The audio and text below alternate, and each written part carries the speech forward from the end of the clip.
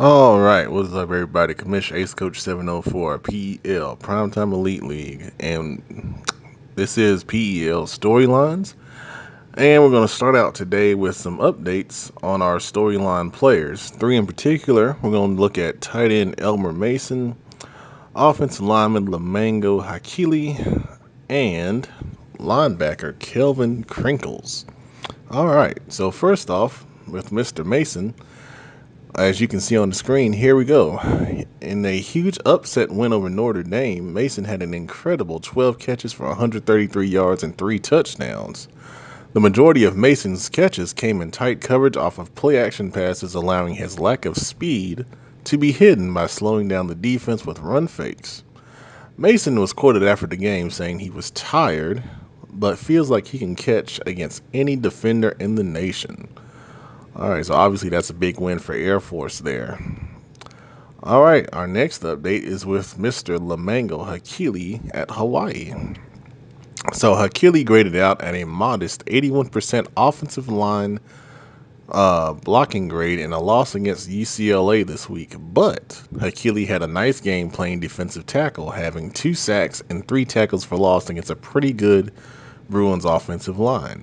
Lamango said that he can play anywhere on either line and get the job done and only wants to do what's best for his team to be successful. So remember Lamango's storyline. He is a two-way player for Hawaii and plays both offensive line and defensive line. So keep that in mind. All right. And our last storyline update this week is going to be with Mr. Kelvin Crinkles. Kelvin is playing for Idaho, so as you see on the screen here, it was a big step up in competition for the Vandals this week as they went up against Texas Tech. They did lose the game 17-13, however, it was impressive that they were able to hold the high-flying Red Raiders down for the vast majority of the game. Most of that was thanks to Crinkles, who had 2 sacks, 4 tackles, 3 tackles for loss, and an interception. After the game, Kelvin was quoted as saying that he went to Idaho to set a tradition and to not be part of one. So remember, his storyline says he's a 3-down linebacker who is elite in a lot of areas, but they question his level of competition at Idaho. So just keep that in mind with his storyline. All right, so those are our storyline updates for this week. We're going to update 3 players every week in our storylines for the draft class that is coming up this season. All right, so now we're going to review some notes for each of the teams that wrote blogs within the past week. And we have, I believe, about 8 or 9 teams that wrote blogs within the past week. So I took some quick notes from those blogs, and I'm going to talk about them right here. So first off, we got the Tampa Bay Buccaneers, and it's interesting to see running back Ronald Jones is in the doghouse apparently, and he's so much in the doghouse that they acquired running back Latavius Murray from the Vikings. Um, don't know why he's in the doghouse. I think he's a talented young running back, so I guess if you're interested in him, reach out to Tampa and see if you can get him out the doghouse. All right, so they also made a trade, and Gerald McCoy, the star defensive tackle, long time down in Tampa, went to the 49ers for free safety Richard Sherman in a rare deal of 2 star players being dealt for each other. So both teams used their trade waiver to make this deal, so they cannot make any big time trades with the top 3 players on their roster for the next 3 seasons. Looking at that deal, on both sides of it real quick, McCoy, I think, is a dominating inside presence, in Tampa. Now, you got to remember, they also traded, the D tackle, the rookie Vita Vea, earlier this season, so I'm curious as to who's playing defensive tackle in Tampa. But, obviously in Sherman, I looked at his ratings. I think he's a very, very good free safety. He'll do a good job there. And for the 49ers, I think, in this edition of Madden, having really good defenders in the front 7 is paramount to being successful. So I think both teams got what they wanted. Just my slant on it, I think the 49ers got the better of the deal. But, you know, hey, I could be wrong. Everyone has different values for everything, which is why we don't have a trade committee, because that's not fair to me. But anyway, the last thing we'll talk about with Tampa is they were happy with their comeback victory over the Falcons, and the big thing they really shouted out was their defense. The defense didn't give up any points in the second half, and then they put in, I guess he's a quarterback, Brian Hill. I don't know who Brian Hill is, but apparently he was able to come in and lead them back to a victory in that game. So Tampa playing well and obviously making noise in the NFC South.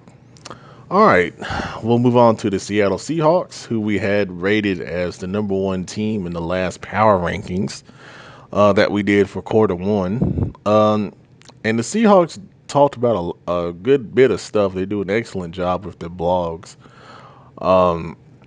First thing we'll talk about is the Zach Miller trade they made with the Bears, and the fact that they don't mind giving up their draft picks because they've been doing it anyway to try to get better for now. And so far, it's been working out for them. And Zach Miller's on a 1-year deal. And funny thing about Zach Miller is I actually think he was signed by the CPU in the preseason, and they were able to get a 5th rounder for him. So I guess that's a good job for the Bears getting something out of someone who was a free agent. But either way, it works out for both sides. Obviously the Seahawks are still undefeated going into the bye week. I think the last game they played was the Raiders game. I might be getting it mixed up or not. I'm not sure. But they've been really playing well on offense. And the standout guy, you would think it's Russell Wilson, but it's running back Rashad Penny. And I believe he's a rookie. And he's really, really playing well. And I think he's been the linchpin in, their early successful so far. And, Wilson has made some plays here or there when he's needed to. And they still have, Doug Baldwin and Tyler Lockett on the outside that are able to make plays in the passing game. But it's really been the run game in Seattle that has got them off to a 6-0 start. And you would think, in real life, they can't run the ball to save their lives. That's been the biggest surprise, in my opinion, with, the Seahawks. Because even though they've had some guys leave on that defense, they still got good players over there. And even as dumb as Madden is, Cam Chancellor retired in the summer, and how he's in the game, I don't know, but he's in there and obviously making plays for their defense. So, they're doing a really good job so far in the NFC West, and we'll see if they can keep it up as time goes on.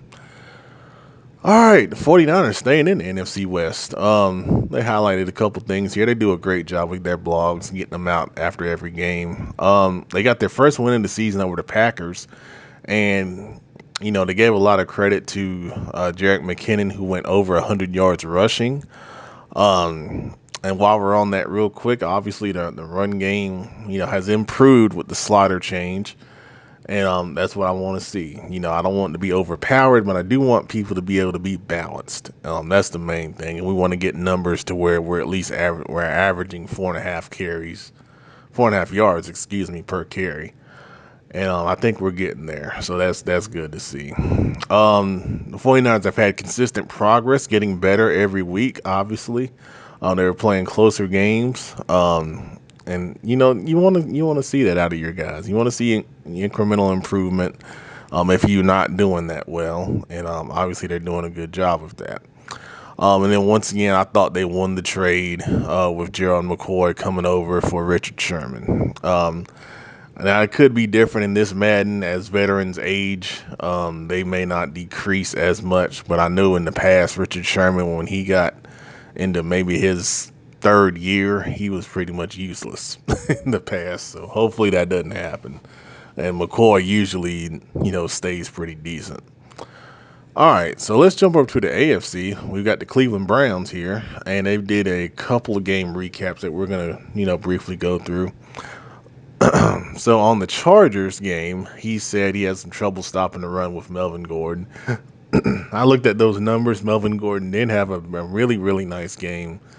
And Deontay can run the ball, pretty much against anybody for the most part.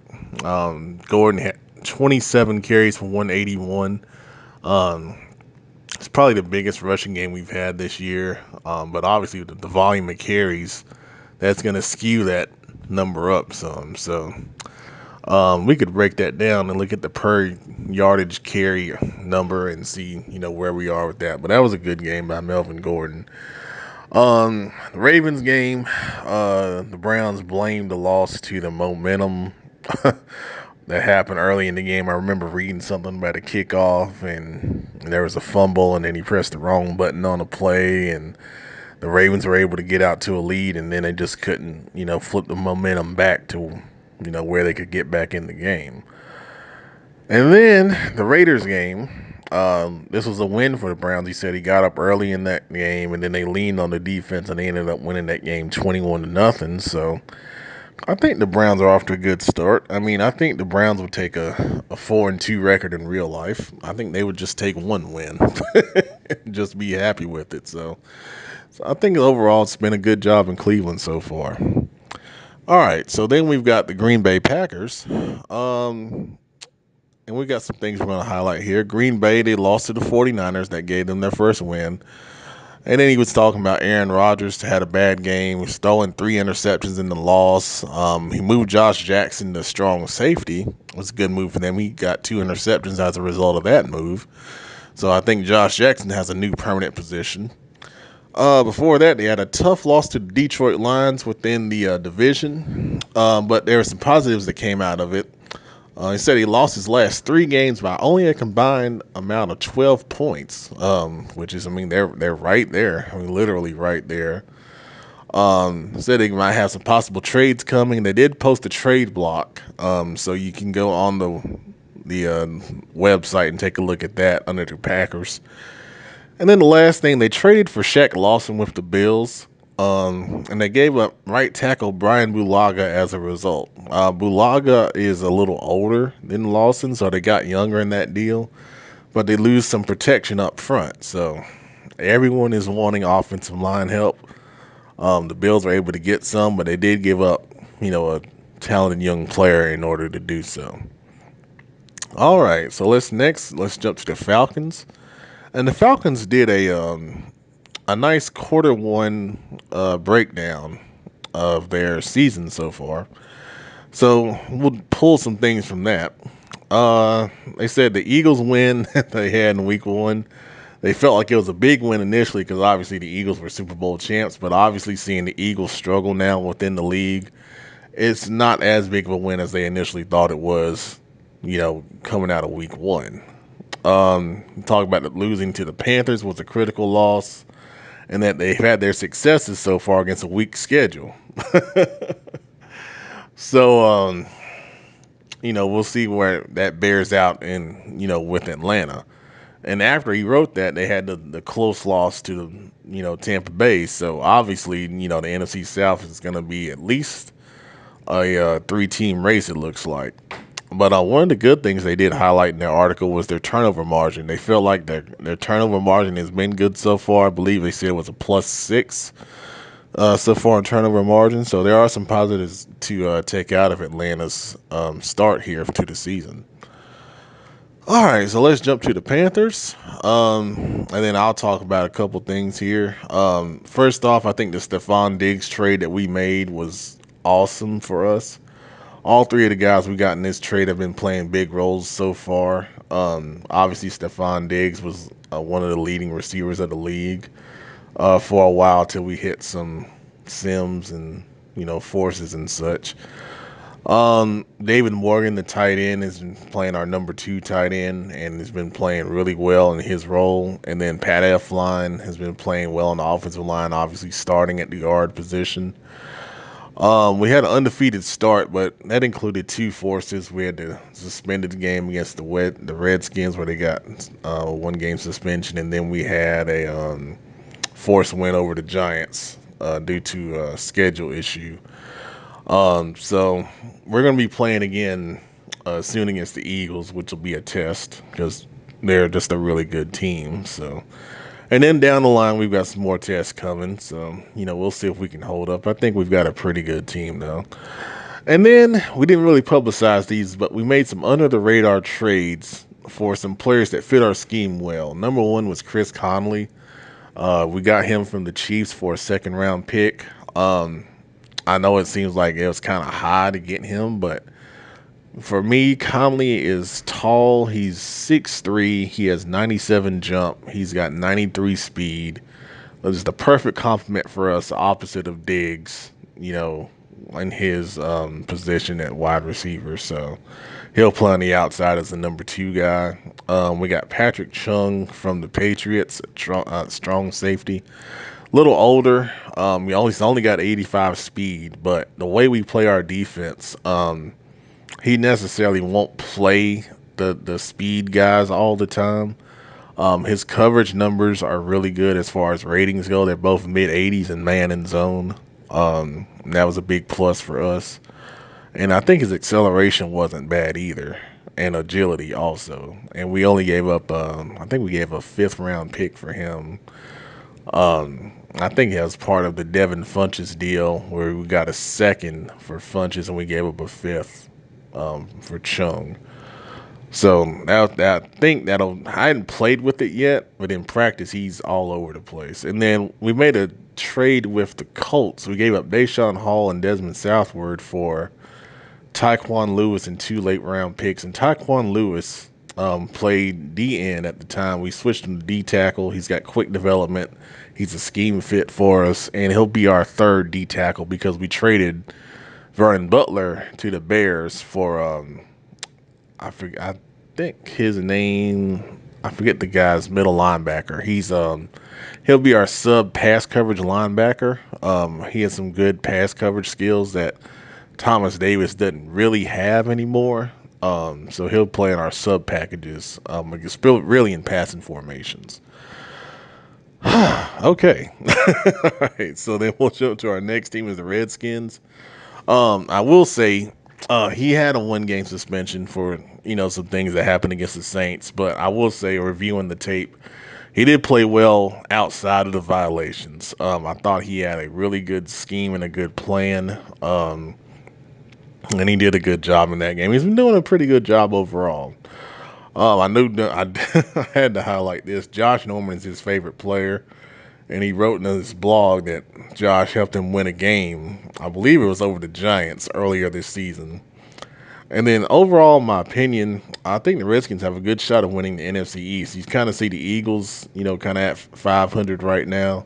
The Giants are playing some younger guys, and then the Cowboys have struggled a little bit. They got a win over the Jags, but right now, I believe he's leading the NFC East, so he's got a good shot of winning that and then getting into the playoffs and seeing what happens. All right, then our last team is the Cardinals. The Cardinals kind of wrote an article, and they said they're mediocre at best right now, but, I think he's a little better than that. He's been in some competitive games. They just hadn't really shaken out his way. So I think he's really close. But he's saying nothing's really quite clicking yet in the NFC West. But he's got some standout players.